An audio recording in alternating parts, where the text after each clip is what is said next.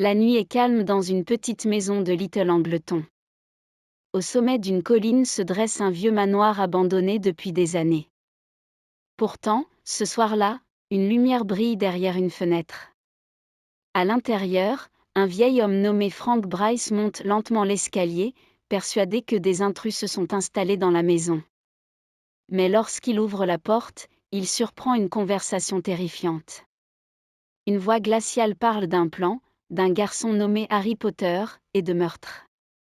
Quelques minutes plus tard, Frank Bryce s'effondre. Personne dans le village ne saura jamais ce qui s'est réellement passé dans le manoir des Gédusors. Cette nuit-là marque le début d'un événement qui va bouleverser le monde des sorciers. Bienvenue sur Plume Courte, la chaîne qui vous raconte les grandes histoires de la littérature. Pendant ce temps, Harry Potter se réveille brusquement dans la maison des Dursley. Il vient de faire un rêve étrange et inquiétant.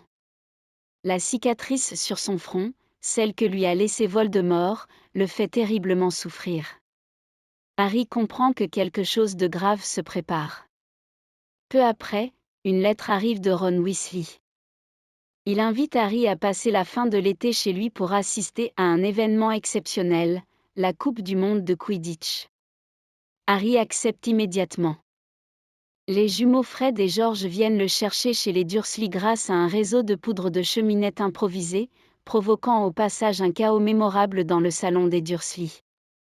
Chez les Weasley, l'atmosphère est joyeuse. Harry retrouve Ron et Hermione, et tous partent ensemble assister à la finale de la Coupe du Monde de Quidditch. Le spectacle est grandiose. Des milliers de sorciers venus du monde entier remplissent le stade magique. L'équipe d'Irlande affronte la Bulgarie, menée par le célèbre attrapeur Viktor Krum. Le match est spectaculaire et se termine par la victoire de l'Irlande. Mais la fête ne dure pas. Dans la nuit, des mange-morts, les anciens partisans de Voldemort, attaquent le campement des sorciers. Ils sèment la panique et font apparaître dans le ciel la marque des ténèbres, le symbole de Voldemort. Le monde magique comprend alors que les forces obscures commencent à se réveiller. Quelques semaines plus tard, Harry retourne à Poudlard pour sa 4e année. Mais cette rentrée est différente des autres. Le château accueille un événement rarissime, le tournoi des 3 sorciers. 3 écoles de magie participent à cette compétition prestigieuse, Poudlard, Beauxbatons et Durmstrang. Les délégations arrivent avec une mise en scène impressionnante. Les élèves de Beauxbatons arrivent dans une gigantesque calèche volante tirée par des chevaux ailés.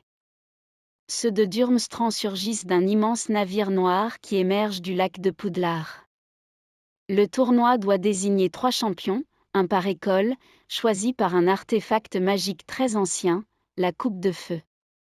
Les règles sont simples. Les élèves de plus de 17 ans peuvent inscrire leur nom dans la coupe. Celle-ci choisira ensuite les champions qui devront affronter 3 épreuves extrêmement dangereuses. Le soir du tirage au sort, toute l'école est réunie dans la grande salle.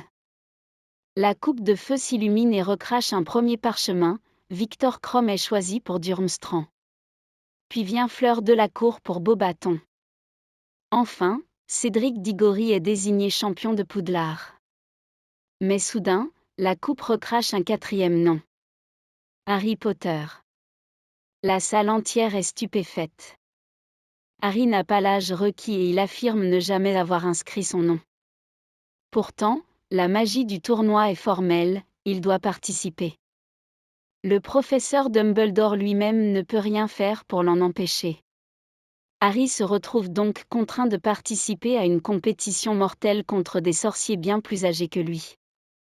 La première épreuve approche rapidement.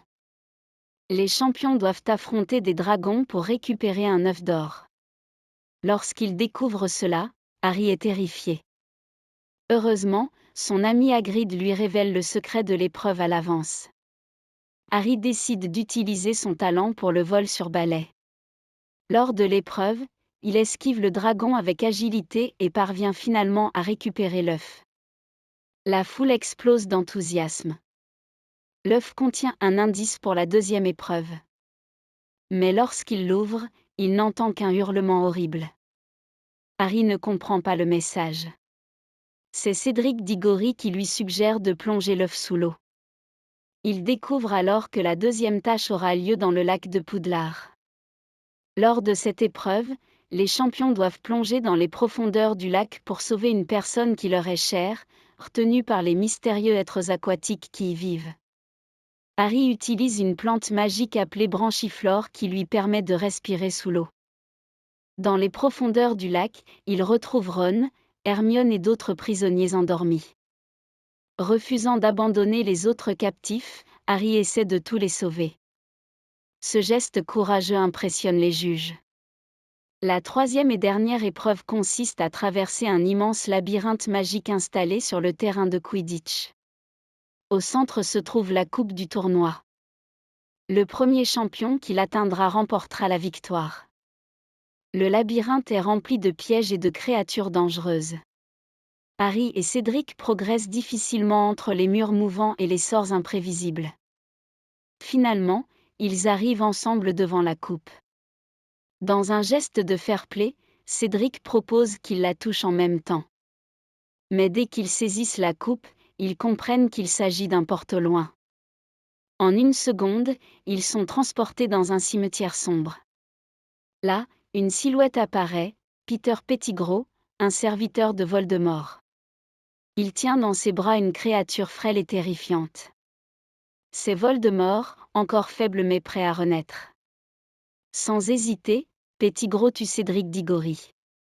Harry se retrouve seul face à l'un des sorciers les plus dangereux de l'histoire. Un rituel sombre commence. Pettigrew utilise le sang de Harry, un os du père de Voldemort et sa propre chair pour redonner un corps à son maître. Devant les yeux horrifiés de Harry, Voldemort retrouve sa forme humaine. Les mange-morts apparaissent autour du cimetière. Voldemort veut prouver sa puissance et défie Harry en duel.